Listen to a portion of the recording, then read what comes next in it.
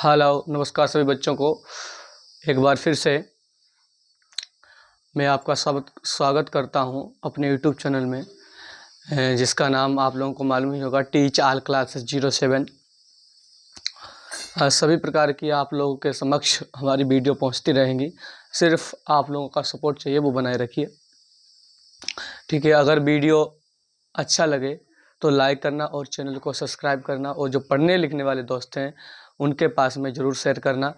तो आज हम गणित का एक नया टॉपिक लेकर आए हैं, जिसका नाम है अनुलोम और प्रतिलोम समानुपात, ठीक है। अनुलोम प्रतिलोम और समानुपात के बारे में बताना जा रहे हैं। जरा बने रहिए, ध्यान से सुनिएगा, ये बहुत ही इंटरेस्ट होने वाला है इस चैप्टर में। इसे अंग्रेजी में कहते हैं direct and indirect variation, direct and indirect variation, ठीक है। तो सबसे पहले अनुलोम प्रतिलोम तो सभी को मालूम होगा, लेकिन समानुपात की बात कर लेते हैं। समानुपात मतलब शब्द का ही ऑपरेशन कर लीजिए, समानुपात, समानुपात, समा प्लस अनुपात, अनुपात मतलब जिनके अनुपात समान हो।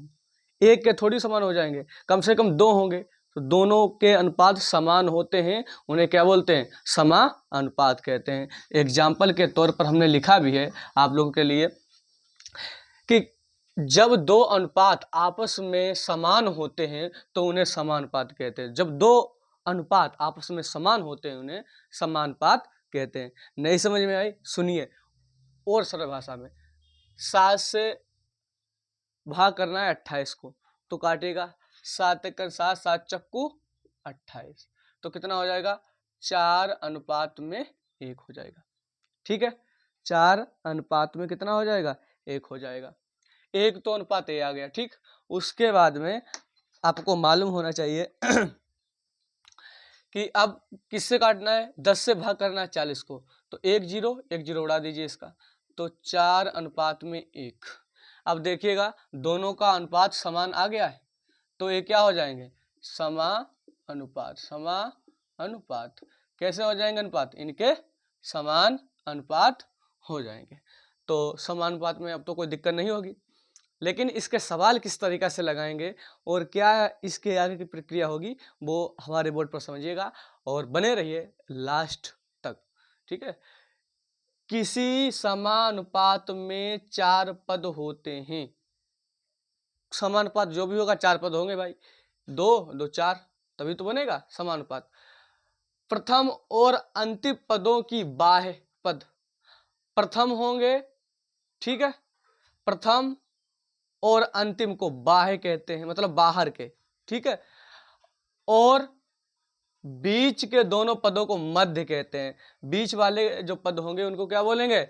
मध्य पद कहते हैं, मध्य पद कहते हैं। जैसे इस तरीका से इसे बना लो, 28, ठीक है, बटे में 7 था, तो 28 से आ गया, 7 आ गया, समानुपात। समानुपात का चिन्ह लगाया। उसके बाद में 40 बटे में 10 था, तो 40 अनुपात में 10। अब देखो ये बाहर हैं, उन्हें क्या कहते हैं? बाह्य अनुपात। जो बाहर हो उन्हें बाह्य अनुपात, जो बीच में हो, अंदर हो, उन्हें क्या कहते हैं? मध्य अनुपात कहते हैं। अगर इसका रिलेशन इसके साथ में है तो इनकी गुणा भी होगी, तो किस तरीका से बनेगा? 28 गुणे में कितना हो जाएगा? 10, और इसका गुणा करिए, इसकी 0 बढ़ जाएगा 280, ठीक है। उसके बाद में क्या होगा? 7 और 40 की गुणा होगी, 7 गुणे में कितना हो जाएगा? 40 हो जाएगा। 7 चक्कू 28, कितना हो जाएगा? 280। ये भी क्या हो जाएगा? एक समान ही आ जाएगा, ठीक है। 280 और बराबर में 280 ही हो जाएगा। मतलब अनुपात कैसा है?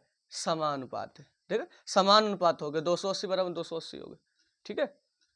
ये तो बात आप लोगों के समक्ष मैंने पेश की है, ये तो आप लोगों के समझ में आ ही गई होगी।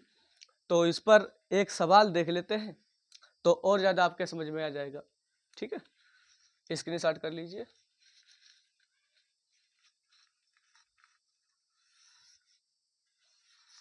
चलो अगला सवाल देख लेते हैं। बहुत ही दिलचस्प होने वाला है सवाल, और बने रहिए, ठीक है। जिस तरीका से इस किताब में एक सवाल दिया है कि एक वायुयान 2 घंटे में 650 किलोमीटर की दूरी तय करता है, ठीक है। उसी चाल से वह 8 घंटे में कितनी दूरी तय करेगा। एक वायुयान 2 घंटे में, तो मान लें वायुयान, चलो भाई मान लेते हैं, गणित है तो मानना पड़ेगा, ठीक है।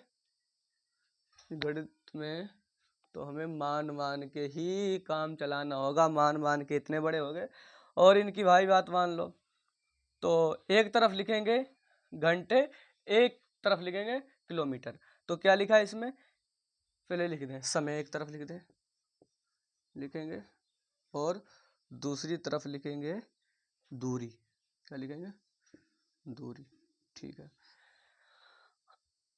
2 घंटे में, तो समय पहला है 2 घंटे, तो 2 घंटे में 650 किलोमीटर दूरी, तो 650 किलोमीटर दूरी हो गई, ठीक है। उसके बाद में क्या कह रहा है, उसके बाद में कह रहा है उसी चाल से हुआ 8 घंटे में, तो घंटे दूसरे तरफ लिखिए 8 घंटे, और कितनी हो जाएगी, माना कि x हो जाएगी। तो कुछ करना ही नहीं है, जो बताया था सेम वही कंडीशन आपको कर देनी है, इसमें कुछ भी इधर उधर नहीं करना है, जो बताया गया वही करिए। तो क्या बनेगा, 2 अनुपात में कितना हो जाएगा 8, और बराबर में कितना हो जाएगा, सॉरी समानुपात का चिन्ह लगाओ, क्या हो जाएगा 650 अनुपात में x। अब बाह्य की बाह्य से गुणा और मध्य की मध्य से गुणा कराइए, तुरंत आंसर पाइए। बाह्य की बाह्य के साथ में और मध्य की मध्य के साथ, इसे बाह्य कहते हैं, बाहर के भाग को बाह्य कहते हैं, बाह्य इसे मध्य कहते हैं, मतलब बीच का।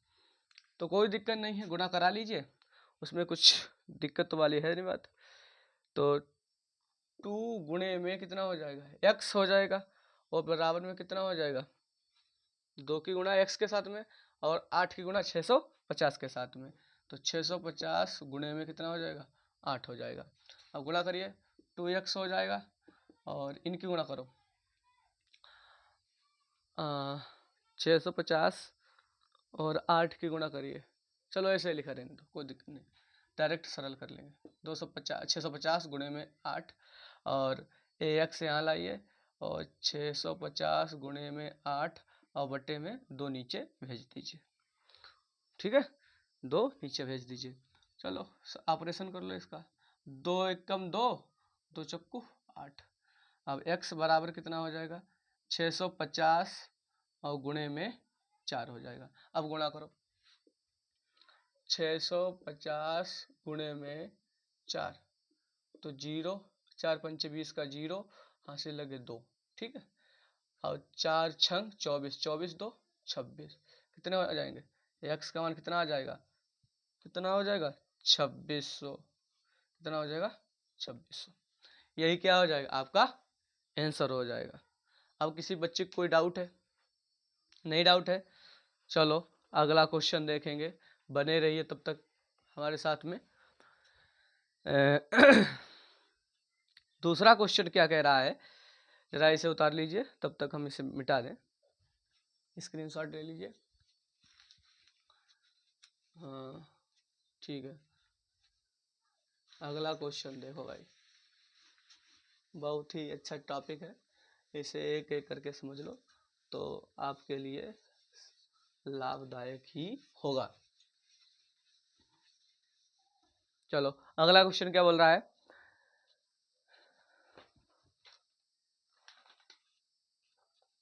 माना बोल रहा है यदि 5 मेजों का मूल्य 3050 है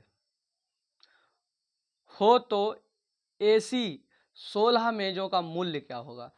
तो क्या बात नहीं है, तो एक तरफ मेज मान लेते हैं, ठीक है, एक तरफ मेज मान लेंगे और दूसरी तरफ क्या मान लेंगे, एक ही तरफ मेज मान लेनी है तुम्हें और दूसरी तरफ क्या मानना है वो भी आप लोगों को ज्ञात होना चाहिए।